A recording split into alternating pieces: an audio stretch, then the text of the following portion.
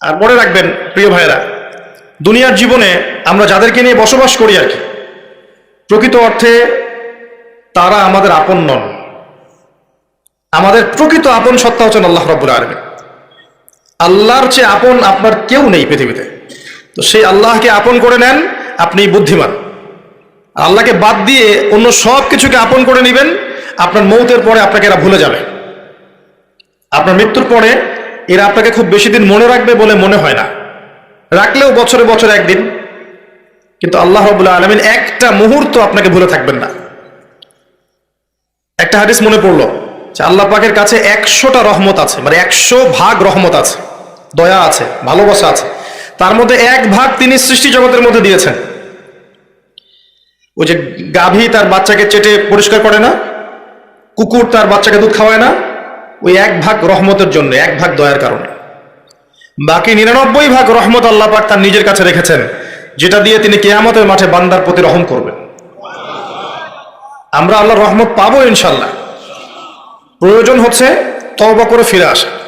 পাপ হবেই ভাই, জীবনে চলতে গেলে পাপ হবেই, উঠতে বসতে চলতে ফিরতে পাপ হতেই থাকবে, কিন্তু তওবাও হতে থাকবে ইনশাল্লাহ। যত পাপ তত তওবা, যত পাপ তত তওবা। আপনি ঠান্ডা মাথায় এভাবে একটা কাগজ নিয়ে বসেন বাসায়, কাগজ নিয়ে বসে আপনি হিসেব করেন যে মনে করেন, অঙ্ক করেন, মনে করেন আপনার হায়াত 60 বছর, কথার কথা চলে গেছে 30 বছর, বাকি আছে কত বছর? 30 বছর। শেষের 5 বছর মাইনাস করেন। এই 5 বছর আপনি চাইলেও মনের মতো আমল করতে পারবেন না, ঠিক আছে? শরীরে শক্তি থাকবে না, আপনার রোগ ব্যাধি থাকবে, ডায়াবেটিস, ক্যান্সার, হার্ট স্ট্রোক ইত্যাদি। নাউজুবিল্লাহ, আল্লাহ পাক হেফাজত করুন। থাকতে পারে, সম্ভাবনা কি বেশি না? 25 আছে আপনার কাছে, 25কে আপনি মাস দিয়ে গুণ করেন, দিন দিয়ে গুণ করেন, দিনের হিসাব পাবেন, পাবেন না? এখানে দাঁড়িয়ে হিসাব করেন আগের জীবনে কোন বছর থেকে আপনার নামাজ ফরজ হয়েছিল, কত বছরের নামাজ আপনি পড়েন নাই, কত বছরের রোজা আপনি রাখেননি, কত যাকাত ফরজ ছিল দেন নাই, ঠিক আছে? পাপের যেগুলো পাপ মনে পড়ছে লিখেন। আমি অমুকের সাথে জেনা করেছি, আমি অমুক দিন অমুক অমুক জায়গায় মদ খেয়েছি, আমি অমুককে হত্যা করেছি, আমি অমুককে পিটিয়েছি, আমি কিশোর গ্যাংয়ে ছিলাম, আমি ক্যাসিনোতে গিয়েছি, আমি এটা করেছি, এটা করেছি, লিস্ট করেন। প্রত্যেকটা পাপ দেখবেন, এক একটা পাপের জন্য আপনি আল্লাহর কাছে আলাদা আলাদা করে আল্লাহর কাছে দোয়ায় বলবেন, আল্লাহ আমি ওই পাপ করেছিলাম, আল্লাহ আমাকে মাফ করে দাও, আমি ওই পাপ থেকে তওবা করছি আল্লাহ, আর জীবনে কখনো এই পাপ করবো না ইনশাআল্লাহ।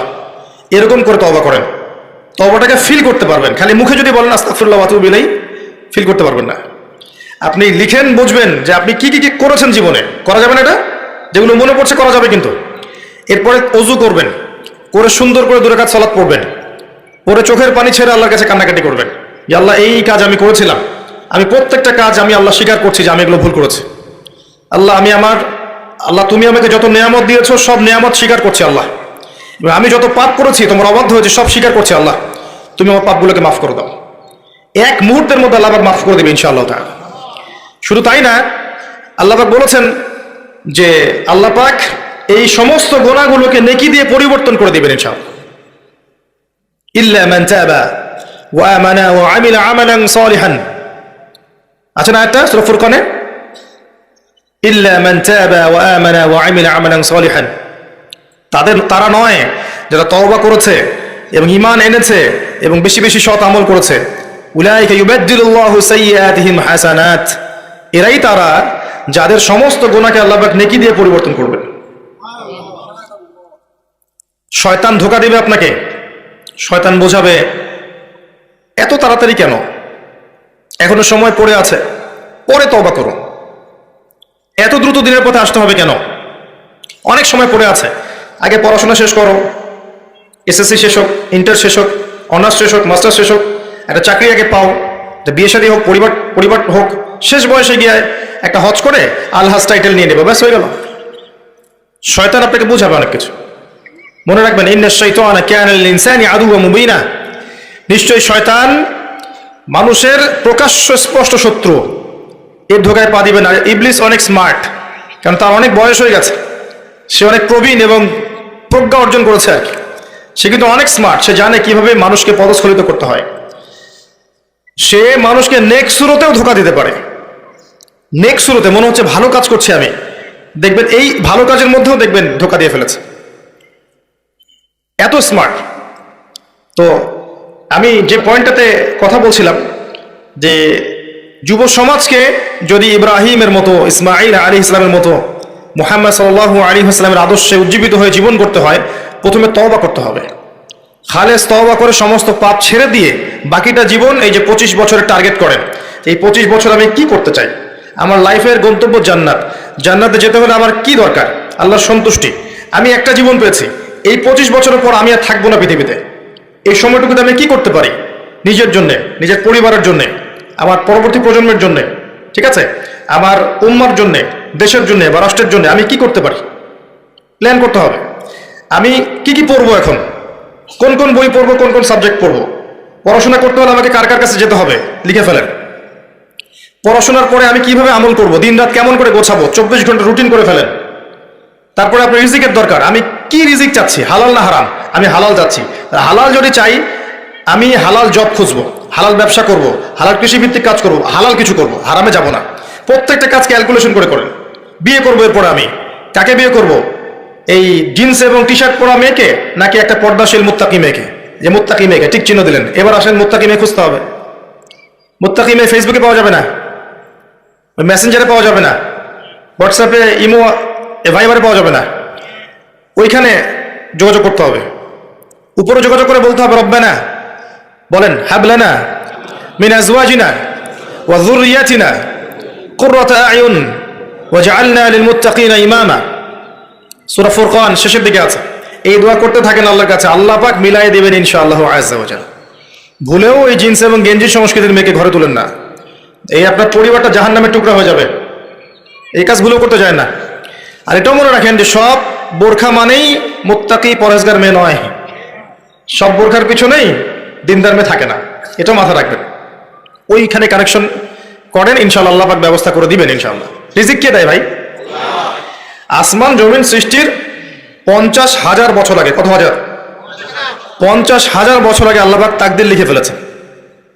লেখা হয়ে গেছে আপনার কার সাথে বিয়ে হবে, আপনার কয়টা বাচ্চা হবে, আপনি কত বছর থাকবেন পৃথিবীতে, কিভাবে মারা যাবেন, কোন দিন মারা যাবেন, এবং মৌতের পর আপনার কি হবে। এই পৃথিবীতে আপনি কত কোটি চালের দানা খাবেন, কত কোটি ডালের দানা খাবেন, কতগুলো মাছ খাবেন, কতগুলো মাংস খাবেন, সব লেখা আছে, সব লেখা আছে। আল্লাহ পাকের এই পুরো সিস্টেমের মধ্যে আমরা এর বাইরে যাওয়ার কোনো ক্ষমতা নেই। মানুষ তো আল্লাহকে চিনে না, মানুষ আল্লাহকে চিনে না বলেই আল্লাহর অবাধ্য হয়। ওমর রাদিয়াল্লাহু আনহু আমিরুল মুমিনিন, ইসলামের দ্বিতীয় খলিফা, রাতের বেলা তাহাজ্জুদ পড়তেন, আবার রাতের একটা অংশ অল্প একটু বিশ্রাম নিতেন, নিয়েই আবার বের হয়ে পড়তেন জনগণের খোঁজখবর নেওয়ার জন্যে। দেখছেন যে এক মা চুলার উপরে হাঁড়ি বসিয়ে রেখেছে, হাঁড়িতে কিছু নাই, বাচ্চারা কাঁদছে। গল্পটা জানেন না? এটা প্রসিদ্ধ গল্প, কিন্তু প্রসিদ্ধ কাহিনী, বিভিন্ন কিতাবে এসেছে। তো তিনি গিয়ে জিজ্ঞাসা করলেন কি সমস্যা, বাচ্চা কাঁদছে কেন, খাবার কোথায়? তো এই মহিলা বলছে ওয়াল্লাহি হাযা বাইনি ওয়া বাইনা ওমর, আল্লাহর কসম করে বলছি এই অবস্থাটা আমার ওমরের আর আল্লাহর মাঝখানের ব্যাপার। মানে এ অভিযোগ করছে আল্লাহর কাছে ওমর সম্পর্কে রাদিয়াল্লাহু আনহু। সে তো চিনতে পারেনি যে এই ব্যক্তি ওমর রাদিয়াল্লাহু আনহু। কথা বুঝতে পারছেন? আচ্ছা, এবার ওমর রাদিয়াল্লাহু আনহু একটু ভয় পেয়ে গেলেন, মানে বিচলিত হয়ে পড়লেন যে আমার ব্যাপারে আল্লাহর কাছে দাবি রাখলে তো সমস্যা না। তিনি এমন মানুষ ছিলেন যিনি বলেছিলেন যে ইরাকের ফোরাত নদীর কিনারায় যদি কোনো ছাগলের বাচ্চা না খেয়ে মারা যায়, আমি ভয় পাই যে আল্লাহ পাক সেজন্য আমাকে জবাবদিহি করতে পারেন। এমন ছিলেন তিনি, আমিরুল মুমিনিন। খেজুর পাতার মসজিদে বসে অর্ধবিশ্ব শাসন করেছেন, অর্ধবিশ্ব, এবং মাটিতে ঘুমাচ্ছেন। তার ব্যাপারে একটা প্রসিদ্ধ কথা আছে, হাকামতা আদালতা আমিনতা ফানিমতা। হে ওমর, তুমি বিচার কার্য পরিচালনা করেছো, ন্যায় বিচার করেছো, নিরাপত্তা দিয়েছো, এরপর ঘুমিয়েছো। তারপর তিনি কি করলেন? বললেন ইয়া আমাত আল্লাহ, হে আল্লাহর বান্দি, একটু অপেক্ষা করো, আমি আসছি। তিনি চলে গেলেন মদিনায়, গিয়ে ওই যে রিলিফ দেয় না, রিলিফ ত্রাণ রাষ্ট্রীয় কোষাগার থেকে, সেখান থেকে একটা বড় বস্তা খাদ্য, জব বা গম এই টাইপের নিজের কাঁধে ওঠালেন। নিজের কাঁধে অ্যাসিস্ট্যান্টের কাঁধে নয়, নিজের কাঁধে, গাড়িতে করেও নয়, পায়ে হেঁটে কাঁধের মধ্যে এই বস্তাটা নিয়ে তিনি হেঁটে হেঁটে যাচ্ছেন ওই মহিলার বাসা পর্যন্ত। তার পাশে একজন সাহাবী ছিলেন, তার নাম ছিল আসলাম রাদিয়াল্লাহু আনহু। ইনি বলছেন যে ইয়া আমিরুল মুমিনিন আনা আহমিলু, হে আমিরুল মুমিনিন আমাকে দেন, আমি বহন করছি।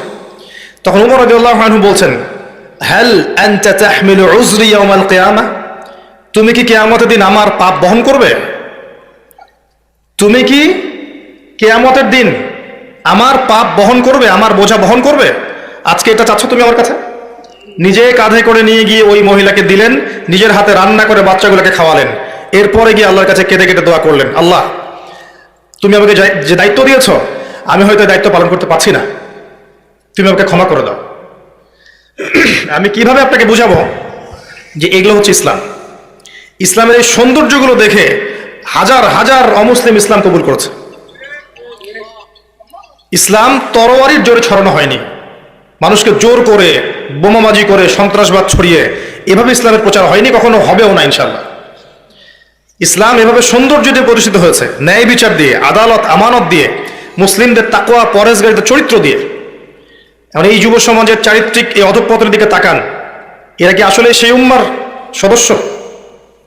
আদৌ কি আমরা ওমর রাদিয়াল্লাহু আনহুর উত্তরসূরি, আবু বকর ওসমান আলীর উত্তরসূরি, খালিদ বিন ওয়ালিদ, তারিক বিন জিয়াদ, যায়েদ ইবনে হারেসা, জাফর ইবনে আবি তালেব, আব্দুল্লাহ বিন রওয়াহা তাদের অনুসারী, বদর এবং উহুদের সাহাবীদের মতো আমরা? আমাদের উচিত নিজের চেহারা আগে আয়নায় দেখা, কারণ প্রত্যেকটা নফসকে মৌতের স্বাদ গ্রহণ করতে হবে। ফাইন্নামা তুওয়াফাউনা উজুরাকুম ইয়াউমাল কিয়ামাহ, এরপর কিয়ামতের মাঠে তোমাদেরকে পূর্ণ প্রতিদান দেয়া হবে। ফামান যুহজিহা আনিন নার ওয়া উদখিলাল জান্নাতা ফাকাদ ফাজ, ওই দিন যাকে জাহান্নাম থেকে বাঁচানো হবে এবং জান্নাতে প্রবেশ করানো হবে একমাত্র সে ব্যক্তি সফল, আর কেউ সফল নয়। তাই আমি যুব সমাজকে আমার হৃদয়ের অন্তঃস্থল থেকে অনুরোধ করব, এই যে সময় নষ্ট করা, অহেতুক পড়াশোনায় ফাঁকি দেওয়া, আপনার ইসলামের বেসিক জিনিসগুলো না শেখা, কোরআন হাদিস না পড়া, রোজা না রাখা, নামাজ না পড়া, কোরআন তেলাওয়াত না করা, আল্লাহর জিকির আজগার না করা, সারাটা দিন এই যে ফেসবুকিং, ইউটিউবিং, আপনার পাবজি, আপনার টিকটক, এই যে আপনার আর কি আছে, এই যে পর্নোগ্রাফি, আপনার অশ্লীল সাইটগুলোকে ভিজিট করা, মেয়েদের সাথে চ্যাটিং করা, গার্লফ্রেন্ডের সাথে ডেটিংয়ে যাওয়া, জিনা করা, মাদকদ্রব্য সেবন করা, এই যে পশ্চিমাদের নোংরা সংস্কৃতিতে অভ্যস্ত হয়ে গেছেন, আল্লাহর ওয়াস্তে এখান থেকে তওবা করে ফিরে আসেন। ফিরে আসেন, আপনার জন্য দুইটা সুসংবাদ। একটা হচ্ছে নবী সাল্লাল্লাহু আলাইহি ওয়াসাল্লাম বলেছেন কিয়ামতের মাঠে আল্লাহ পাক 7 শ্রেণীর মানুষকে আল্লাহর আরশের ছায়ায় ছায়া দিবেন, যেদিন ওই ছায়া ছাড়া অন্য কোনো ছায়া থাকবে না। তার মধ্যে এক শ্রেণী হচ্ছে যে যুবক সমাজ বা যুবক শ্রেণী, যুবতীয় পর্বের মধ্যে যারা তাদের যৌবনকালটাকে আল্লাহর রাস্তায় বিলিয়ে দিয়েছে। মনে রাখবেন, বার্ধক্যে গেলে মৌতের ফিকির সবার হয়, বার্ধক্যে গেলে সবারই মৌতের ফিকির হয়, কিন্তু ওই বার্ধক্যে গেলে এখনকার গোল্ডেন টাইমটা কখনো ফিরে আসবে না, কোশ্চিনকালেও আপনি এই সময়টা ফিরে পাবেন না। আরেকটা হচ্ছে যে আল্লাহ পাক সেই যুবককে দেখে বিস্মিত বোধ করেন যেই যুবক তার প্রবৃত্তির চাহিদাকে দমন করেছে এবং যৌবনকালটাকে আল্লাহর পথে দিয়ে দিয়েছে। যুবক বয়সের ইবাদতের এত মূল্য আল্লাহর কাছে, এত মূল্য যে এই সময়টাতে মানুষ যা ইচ্ছা তাই করতে পারত, কিন্তু যুবক শ্রেণী আল্লাহকে ভয় করে, তার রাসূলকে ভালোবেসে, রাসূলের সুন্নাহগুলোর উপর আমল করলে, নামাজ পড়লে, রোজা রাখলে, তাহাজ্জুদ পড়লে, জিকির করলে, সৎ কাজের আদেশ করলে, অসৎ কাজে নিষেধ করলে, জ্ঞান অর্জন করলে, তিলাওয়াত করলে, এক কথায় ন্যায়ের পথে থাকলে আল্লাহ পাক অফুরন্ত নেকি পুরস্কার দিবেন ইনশাআল্লাহ তাআলা।